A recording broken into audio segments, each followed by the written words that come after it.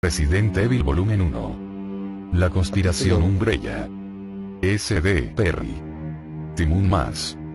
Los sucesos malvados proceden de causas malvadas. Aristófanes. Prólogo.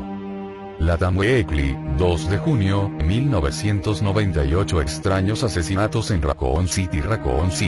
Ayer, a última hora del día, en un solar abandonado que se encontraba no demasiado alejado de su casa, fue descubierto el cuerpo mutilado de Anna Mitaki, de 42 años, al noroeste de Raccoon City. Es la cuarta víctima de los supuestos asesinos caníbales que se ha encontrado en el distrito de Victory Lake, o cerca de este en lo que va de mes.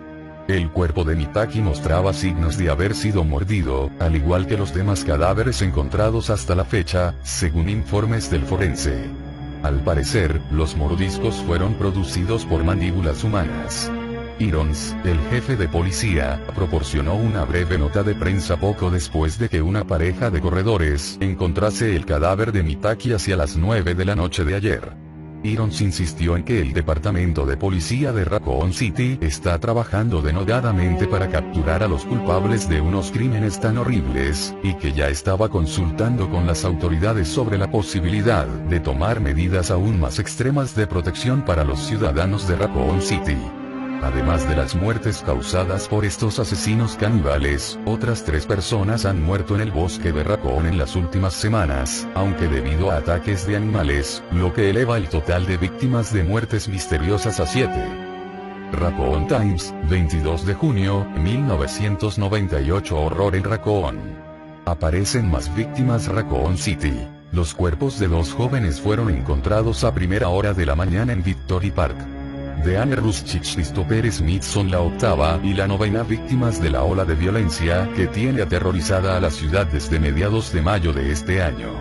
Los padres de ambas víctimas, de 19 años de edad, avisaron de su desaparición la noche del sábado, y los cuerpos fueron descubiertos por los agentes de policía en la orilla oeste del lago Victoria aproximadamente hacia las 2 de la madrugada del domingo. Aunque el departamento de policía todavía no ha hecho ninguna declaración oficial, los testigos del descubrimiento de los cuerpos afirman que los cadáveres de ambos jóvenes mostraban heridas muy similares a las descubiertas en las víctimas anteriores. Todavía no se ha confirmado si los atacantes eran animales o seres humanos. Según amigos de la pareja de jóvenes, ambos habían estado hablando sobre la posibilidad de rastrear los supuestos perros salvajes que recientemente se habían divisado en el bosque del parque, y habían planeado violar el toque de queda impuesto en la ciudad para poder ver una de las criaturas nocturnas. El alcalde Harris dará una rueda de prensa esta tarde, y se espera que anuncie alguna novedad sobre esta ola de asesinatos, como, por ejemplo, un cumplimiento más estricto del toque de queda.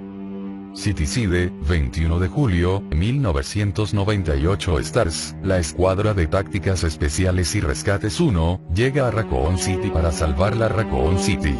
Finalmente, tras la desaparición de 3 excursionistas en el bosque de Raccoon a principios de esta semana, los miembros del Consejo Municipal han decretado el bloqueo de la carretera rural número 6, en las laderas de los montes Arclay. El jefe de policía, Brian Irons, anunció ayer que los Stars participarán en las tareas de búsqueda de los excursionistas, y que trabajarán de forma conjunta con el departamento de policía de Raccoon, hasta que se ponga fin a la oleada de crímenes y desapariciones que está azotando a nuestra comunidad. El jefe Irons, un antiguo miembro de los equipos Stars, declaró hoy en una entrevista telefónica en exclusiva para Citycide que ha llegado el momento de utilizar las habilidades de estos hombres y mujeres en la seguridad de nuestra ciudad. Ya hemos sufrido 9 asesinatos brutales en menos de 2 meses, y 5 desapariciones conocidas hasta la fecha, y todos estos hechos han ocurrido muy cerca del bosque de Raccoon. Esto nos lleva a creer que es bastante probable que los autores de estos crímenes se oculten en algún lugar próximo al distrito de Victory Lake. Los miembros de los Stars tienen la experiencia necesaria para encontrarlos.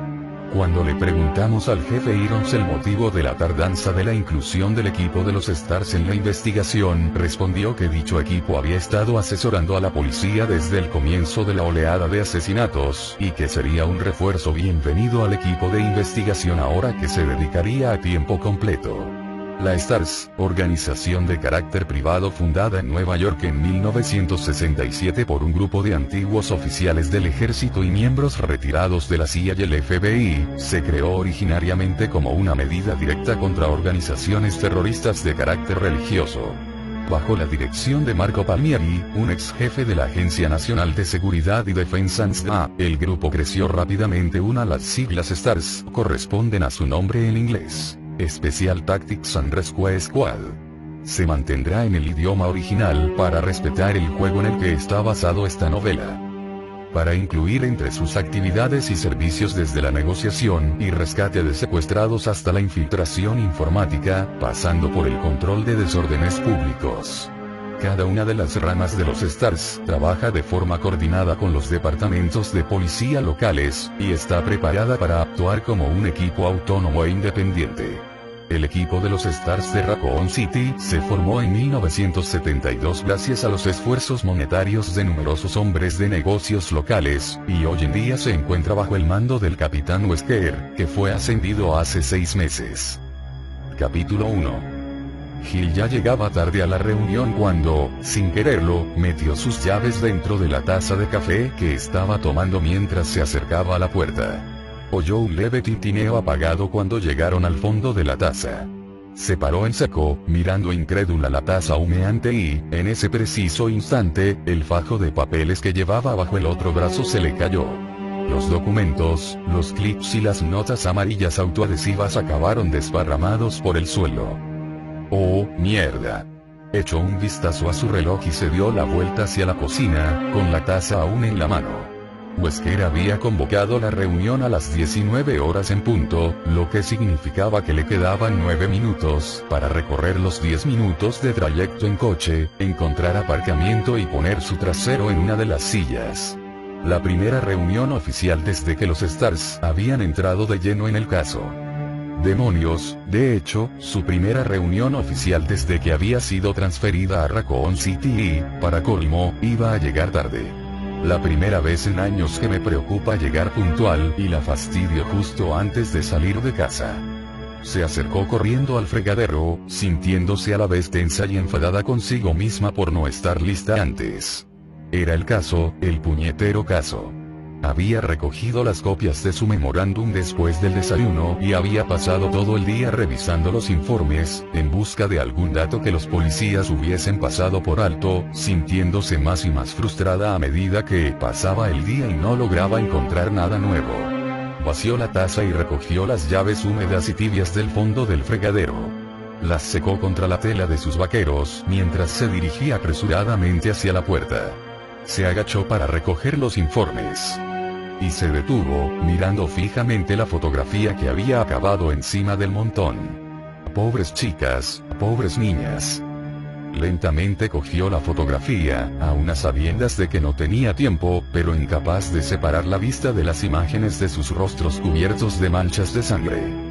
Sintió cómo se intensificaban los nudos de angustia que habían ido creciendo a lo largo del día, y durante unos instantes, lo único que pudo hacer fue respirar mientras se quedaba mirando fijamente la fotografía de la escena del crimen. Becky y Priscilla McG, de 9 y 7 años.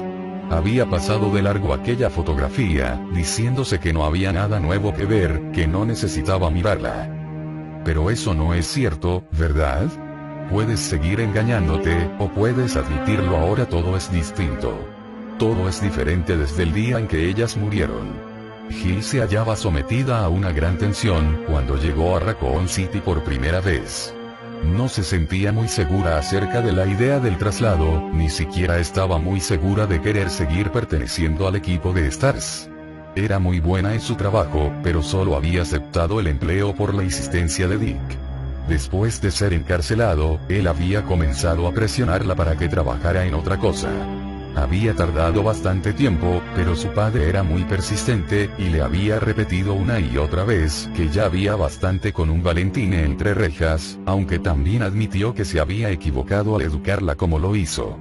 Ella no tenía muchas opciones de trabajo con sus habilidades y su pasado, pero los STARS, al menos, apreciaban sus capacidades y no les importaban dónde ni cómo las había aprendido. El salario era bastante bueno, existía cierto grado de riesgo del que ella había acabado disfrutando. Si reflexionaba sobre ello, el cambio de carrera había sido sorprendentemente fácil. Aquello hacía feliz a Dick, y a ella le daba la oportunidad de ver cómo vivía el resto de la gente. Sin embargo, el cambio de vida había resultado más duro de lo que ella había pensado al principio. Se había sentido realmente sola por primera vez desde que Dick ingresó en prisión, y trabajar para la ley le había empezado a parecer un chiste irónico. Ella, la hija de Dick Valentine, trabajando para la verdad, la justicia y el estilo de vida estadounidense. Su ascenso a miembro del equipo Alpha, una pequeña y agradable casa en las afueras. Todo aquello era una locura, y había estado pensando muy seriamente en salir pitando de la ciudad, abandonarlo todo y volver a convertirse en lo que había sido. Hasta que aquellas dos chiquillas que vivían al otro lado de la calle aparecieron en su puerta y le preguntaron con lágrimas en los ojos si de verdad era policía. Sus padres estaban en el trabajo, y ellas no podían encontrar a su perro. Becky con su uniforme verde de la escuela, la pequeña Pris con su mono enterizo. Las dos llorando, tímidas. El cachorro estaba dando vueltas por el jardín de un vecino a un par de casas de distancia. No había sido difícil encontrarlo, y ella había logrado con la misma facilidad dos amiguitas. Las hermanas se habían acostumbrado inmediatamente a Gil, y siempre aparecían después de clase para llevarle desastrados ramos de flores. Jugaban en su patio durante los fines de semana mientras cantaban incansablemente las canciones que habían aprendido en las películas o en los dibujos animados. No es que las niñas hubiesen acabado milagrosamente con la soledad de Gil, pero, al menos, la idea de marcharse se había quedado en la trastienda de su mente durante una temporada. Por primera vez en los 23 años de su vida, había comenzado a sentirse parte de la comunidad en la que vivía y trabajaba, y el cambio había sido tan sutil y gradual que apenas se dio cuenta de él. 6 semanas antes, Becky y Chris se habían alejado del lugar donde celebraban una merienda campestre familiar en Victory Park. Y se habían convertido en las dos primeras víctimas de los psicópatas que habían aterrorizado a la ciudad desde entonces. La fotografía tembló ligeramente en su mano y no le dijo nada nuevo. Becky estaba tumbada de espaldas, con los ojos abiertos y vacíos mirando fijamente el cielo, con un enorme agujero desgarrado en su abdomen. Pris estaba a su lado, con los brazos extendidos y sus delgadas extremidades desgarradas. Ambas chicas habían sido destripadas y habían muerto a causa de la brutal agresión que habían sufrido, antes de desangrarse. Si habían tenido tiempo de gritar, nadie las había oído. Ya basta. Han muerto, pero tú puedes hacer algo para compensarlo. Gil metió precipitadamente los papeles en la carpeta y salió de su casa. Inspiró profundamente varias veces el tibio aire de la tarde. El aroma del césped recién cortado inundaba todo el vecindario. Un perro ladraba en algún lugar de la calle, un poco más abajo, mezclado con el sonido de la risa de los niños. Se apresuró a llegar hasta el pequeño y abollado automóvil gris que estaba aparcado delante de su casa, y se obligó en silencio a no mirar hacia la casa de los McG, mientras ponía en marcha el coche y se alejaba del lugar. Gil atravesó las amplias calles del vecindario de las afueras con la ventanilla bajada y pisando a fondo el acelerador, pero siempre atenta a los posibles niños o mascotas que estuviesen jugando en la calle. Tampoco es que hubiera demasiados por los alrededores. Desde que habían comenzado los asesinatos, la gente mantenía a sus hijos y animales dentro de sus casas, a una plena luz del día. El pequeño automóvil se sacudió cuando aceleró por el carril que daba a la autopista 22. La brisa seca y cálida azotaba su largo cabello y lo mantenía alejado del rostro. Se sentía bien, como si se estuviese despertando de un mal sueño. Recorrió a buena velocidad la carretera bajo el sol de la tarde, que arrojaba la larga sombra de los árboles sobre el asfalto. Ya fuese por pura causalidad o por capricho del destino, lo que estaba ocurriendo en Raccoon City la había afectado. No podía seguir actuando como si simplemente fuese una ladrona hastiada que intentaba mantenerse fuera de la cárcel y que procuraba comportarse bien para tener contento a su padre. Ni tampoco pensar que lo que estaban a punto de hacerlos estar era una misión más. Era importante.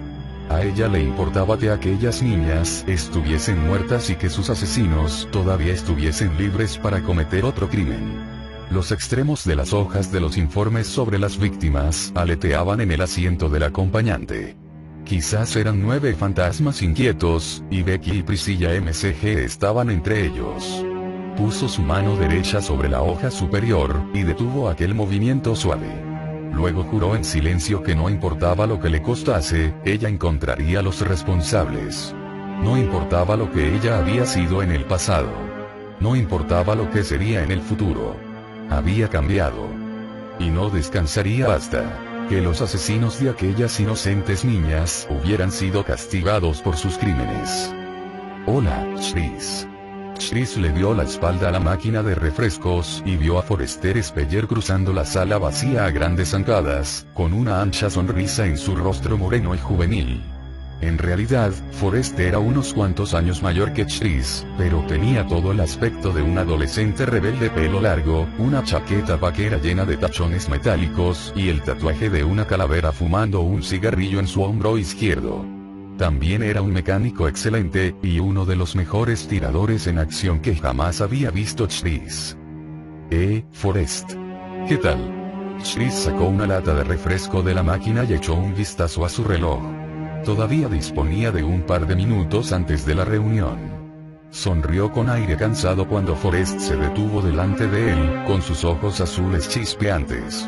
Forrest también llevaba parte de su equipo: chaleco, cinturón de combate y una pequeña mochila.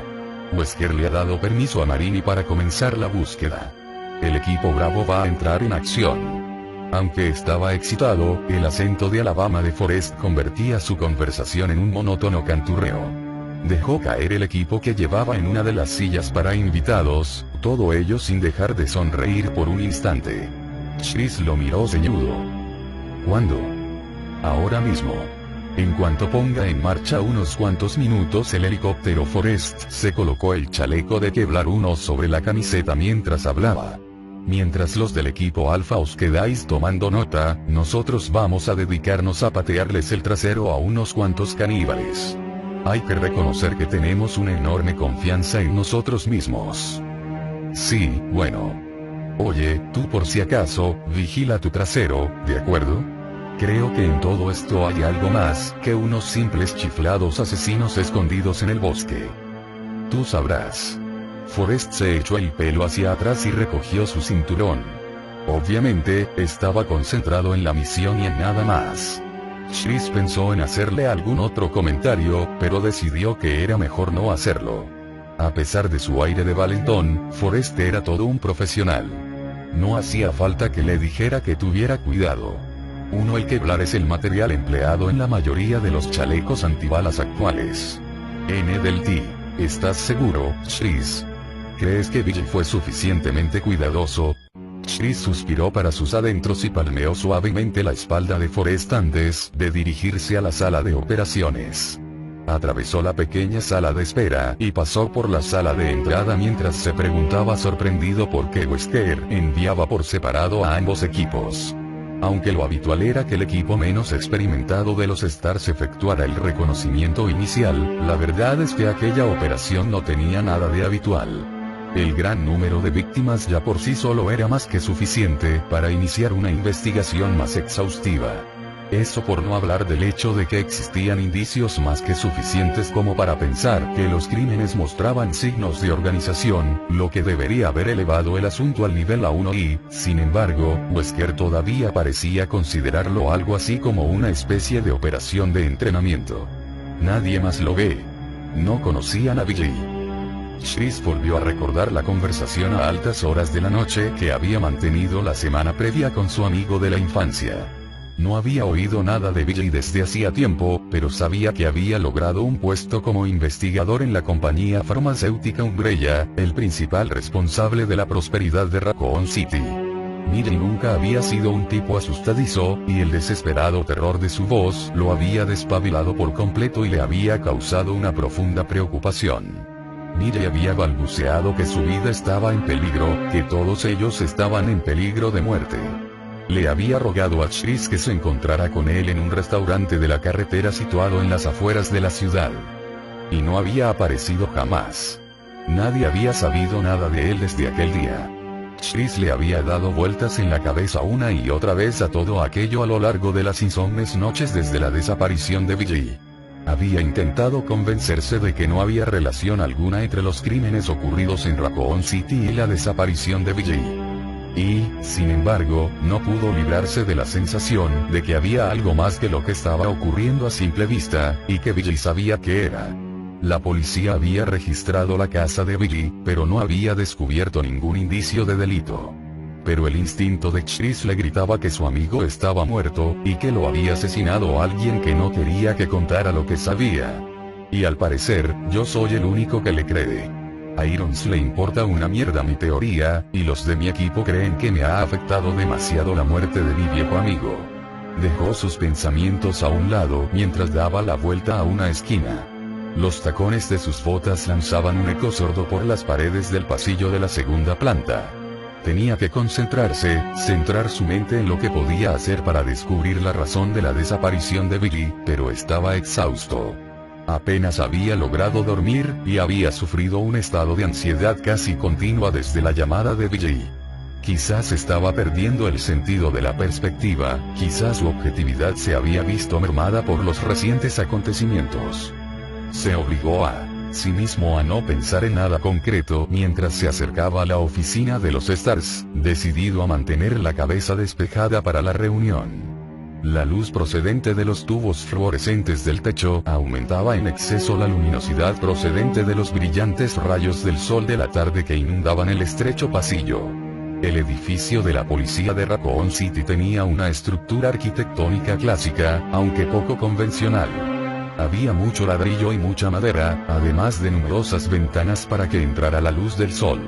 El edificio había sido la alcaldía de Raccoon City cuando él era un niño. Hacía 10 años, cuando aumentó la población, lo habían convertido en la biblioteca municipal, y 4 años antes acabaron convirtiéndolo en una comisaría de policía. Parecía que siempre se estaba llevando algún tipo de renovación. La puerta de la oficina de los Stars estaba abierta, y hasta él llegó el sonido de unas voces masculinas. Chris se detuvo un instante, indeciso sobre si seguir adelante o no al oír la voz del jefe de policía Irons. Llámame Brian Irons era un político egoísta ególatra disfrazado de policía. Era un secreto a voces que tenía las manos metidas en más de un pastel. Se había visto implicado en el escándalo sobre la cesión y venta de terrenos en el distrito de Cider, allá por 1994, y aunque no había podido demostrarse nada en los tribunales, cualquiera que lo conociera en persona no tendría ninguna clase de duda sobre su culpabilidad. Chris meneó la cabeza mientras percibía la melosa voz de Irons. Parecía increíble que durante una temporada dirigiera la sección de los Stars en Raccoon City, aunque solo fuera como un chupatintas. Era más difícil de creer que el hecho de que acabaría algún día como alcalde de aquella ciudad. Bueno, la verdad es que tampoco ayuda mucho que te odie a muerte, ¿verdad, Redfield? Bueno, de acuerdo. A Chris no le gustaba andar besando culos, e Irons no sabía mantener otro tipo de relaciones con sus subordinados. Por lo menos, Irons no era un incompetente absoluto, ya que había recibido entrenamiento militar. Chris puso su mejor cara de circunstancias y entró en la pequeña y apestada estancia que servía como centro de operaciones y oficina. Barry y Joseph estaban sentados en la mesa común. Hablaban en voz baja mientras revisaban una caja llena de papeles. Brad Vickers, el piloto del equipo Alpha, bebía café al mismo tiempo que mantenía la mirada fija en la pantalla del ordenador, con una expresión amargada en el rostro. Al otro lado de la estancia se encontraba el capitán Wesker, recostado sobre su silla, con una sonrisa fija en su cara mientras escuchaba al jefe Irons. El policía apoyaba su corpulento cuerpo sobre el escritorio de Wesker, a la vez que se acariciaba el bigote con los dedos de una mano. Así que le dije: vas a escribir lo que te digo, Bertolucci, y te va a gustar, o no vas a recibir ni un solo comunicado de prensa más de esta oficina. Y va el tipo y me dice: Chris, dijo Wesker interrumpiendo a Irons al mismo tiempo que se echaba hacia adelante en su silla. Me alegro de que hayas llegado. Parece que por fin vamos a dejar de perder el tiempo. Irons le lanzó una mirada furibunda, pero Chris mantuvo la misma expresión en su rostro. Wesker tampoco pareció darle demasiada importancia al enfado de Irons, ni mostró ningún esfuerzo superior al de ser simplemente educado con él. Y, por el brillo de su mirada, tampoco parecía importarle mucho que Irons lo supiera. Chris atravesó la oficina y se quedó en pie al lado del escritorio que compartía con Ken Sullivan, uno de los miembros del equipo Bravo. Puesto que en la mayoría de las ocasiones ambos equipos trabajaban en turnos diferentes, tampoco necesitaban demasiado espacio. Dejó la lata de refresco sin abrir encima de la mesa y se giró para mirar a Wesker. ¿Vas a enviar el equipo Bravo? El capitán le devolvió la mirada, impertérrito y con los brazos cruzados sobre el pecho. Es el procedimiento habitual, Chris. Chris se sentó con el entrecejo fruncido. Sí, ya lo sé, pero con todo lo que habíamos hablado durante la última semana, pensé que quizás... Irons lo interrumpió. Yo di la orden, Redfield. Sé que piensas que existe algún tipo de trama secreta en todo esto, pero yo no veo ninguna razón para cambiar el sistema habitual. Cretino santurrón. Chris se obligó a sí mismo a mostrarle una sonrisa, a sabiendas de que aquello irritaría a Irons. Por supuesto, señor. No tiene por qué darme explicaciones. Irons se quedó mirándolo unos instantes, entrecerrando los ojos, pero finalmente dejó pasar el comentario y se giró hacia Wesker. Espero un informe en cuanto regrese el equipo Bravo. Y ahora, si me disculpa, capitán. Wesker se limitó a asentir. Jefe. Irons pasó al lado de Chris y salió de la estancia. Había pasado menos de un minuto desde su marcha cuando Barry comenzó el choteo. ¿Creéis que el jefe Irons ha logrado cagar hoy? Lo digo porque quizá debería poner cada uno algo de dinero para comprarle unos cuantos laxantes estas navidades. Joseph y Brad soltaron unas cuantas carcajadas, pero Chris no logró unirse a la alegría general. Un tipo como Irons era un chiste con patas, pero su manejo de la investigación no era nada divertido. Debería haber llamado a los Stars desde el mismísimo comienzo, y no limitarse a permitirles ser un apoyo. Volvió a mirar a Wesker. Era difícil adivinar lo que pensaba un hombre que mostraba siempre la misma expresión. Había llegado procedente de Nueva York unos cuantos meses atrás, y había tomado el mando de los Stars de Raccoon City. En todo aquel tiempo, Chris no había logrado adivinar apenas nada sobre su carácter. El nuevo capitán parecía ser todo lo que su reputación había prometido: tranquilo, profesional y eficaz. Sin embargo, mantenía las distancias con el resto del equipo, como si a veces tuviera la cabeza en otro sitio y no en lo que se estaba hablando. Wesker suspiró y se puso en pie. Lo siento, Chris. Sé que querías que el plan fuese de otra manera, sin embargo Irons no hizo demasiado caso a tus sospechas. Chris asintió lentamente. Es posible que Wesker hubiera efectuado algunas sugerencias, pero el único con la capacidad para subir el nivel de gravedad de una misión era Irons. No es culpa tuya. Barry se acercó hasta ellos rascándose su pelirroja barba con los dedos de una mano enorme. Barry Burton solo medía 1,80 m, pero tenía la robustez de un camión. Su única pasión, aparte de su familia y de su colección de armas, era el levantamiento de pesas, y los resultados de su afición eran claramente visibles. No te preocupes, Chris. Marini nos llamará en el mismo instante que haya el mínimo problema. Irons solo está tratando de molestarte. Chris asintió de nuevo, pero seguía sin gustarle ni un pelo.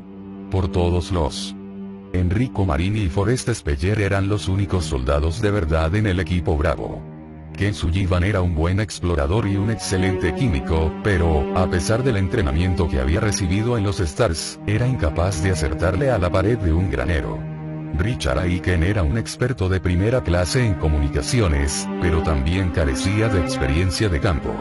Para rematar el equipo Bravo, estaba Rebecca Chambers, quien solo llevaba 3 semanas con los Stars, y era, supuestamente, una especie de genio de la medicina.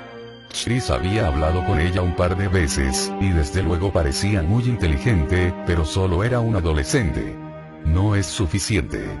Puede que ni siquiera todos nosotros al mismo tiempo fuéramos suficientes en esta misión. Abrió su lata de refresco, pero no bebió. Se quedó pensativo, preguntándose contra qué se iban a enfrentar los Stars, recordando la desesperada súplica en la voz de Billy, y sus palabras resonaron una vez más en su mente. Van a matarme, Chris. Van a matar a todo aquel que sepa algo. Nos vemos en la cafetería de Amy, ahora mismo. Te lo contaré todo. Exhausto, Chris se quedó mirando al vacío, pensando que era el único que sabía que aquellos asesinatos solo eran la punta del iceberg. Barry se quedó en pie al lado del escritorio de Chris durante un minuto mientras pensaban algo más que decir, pero su compañero no tenía aspecto de querer conversar. Barry se encogió de hombros y regresó a la mesa donde él y Joseph estaban revisando los informes. Chris era un buen tipo, pero a veces se tomaba las cosas demasiado a pecho. Se le pasaría en cuanto fuese su turno para ponerse en acción. Demonios, qué calor hacía. El sudor le corría en lo que le parecían interminables ríos por su amplia espalda, pegándole la camiseta que llevaba puesta. El aire acondicionado estaba estropeado, para variar, y aun con la puerta abierta de par en par, la pequeña oficina de los Stars resultaba insoportablemente calurosa. ¿Ha habido suerte?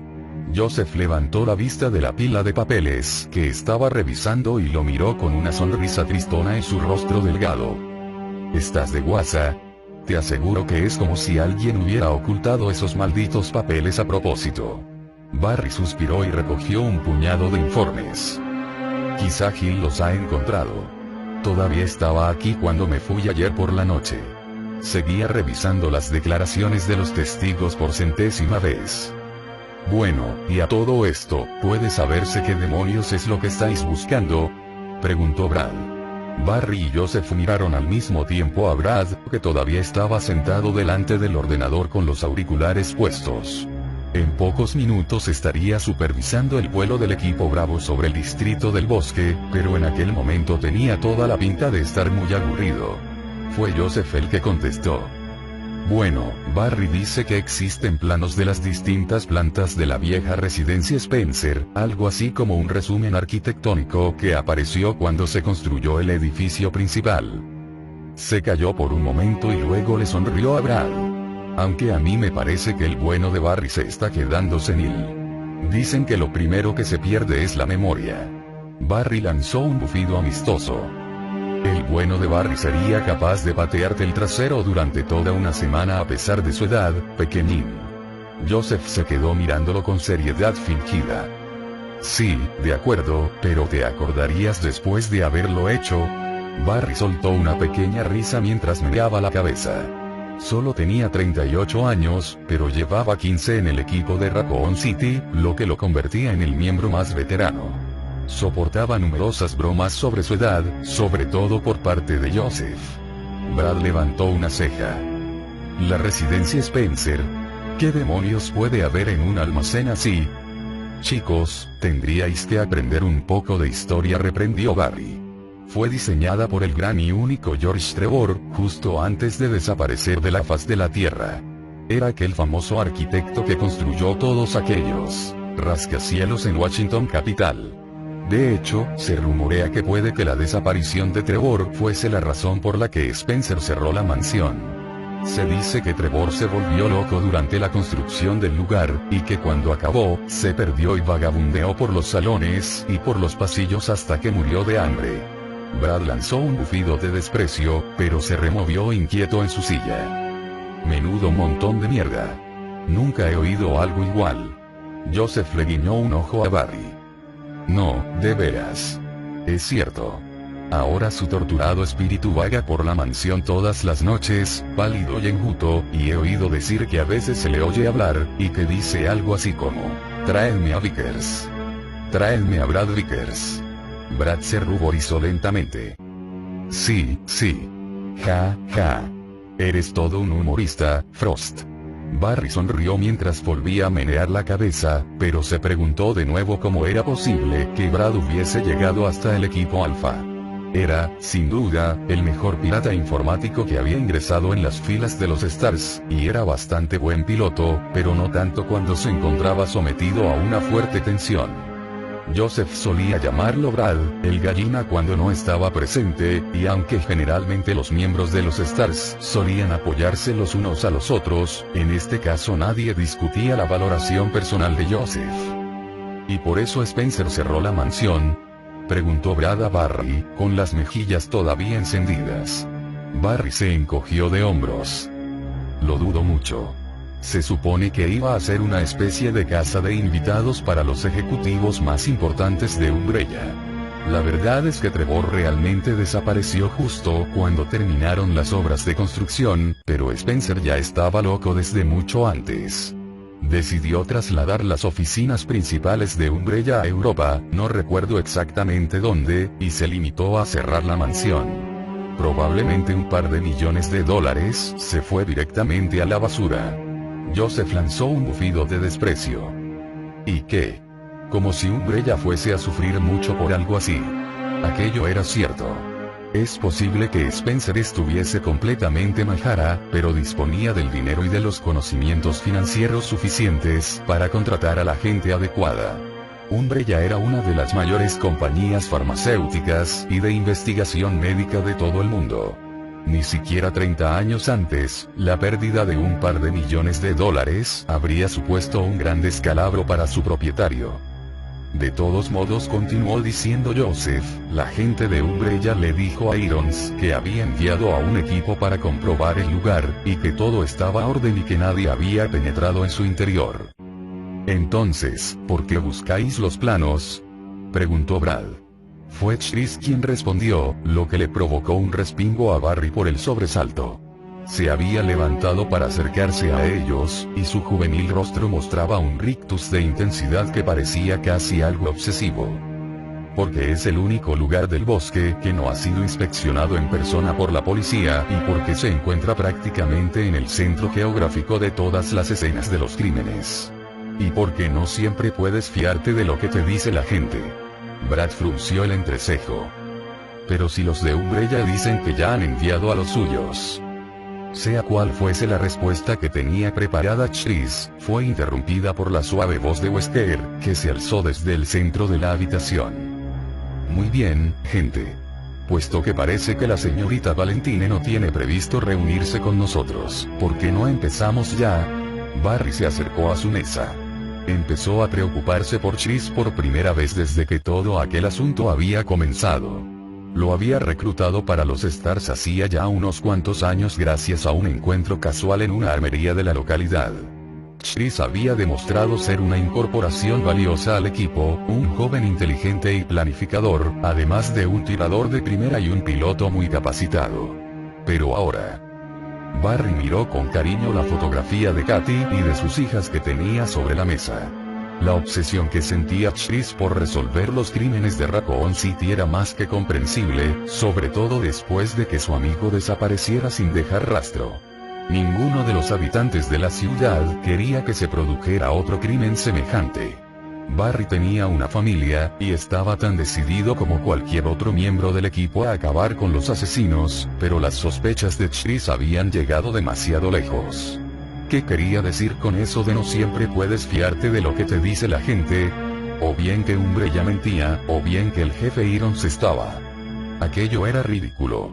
La fábrica y los edificios administrativos de Umbrella situados en las afueras de Raccoon City proporcionaban 3/4 partes de los empleos de la ciudad.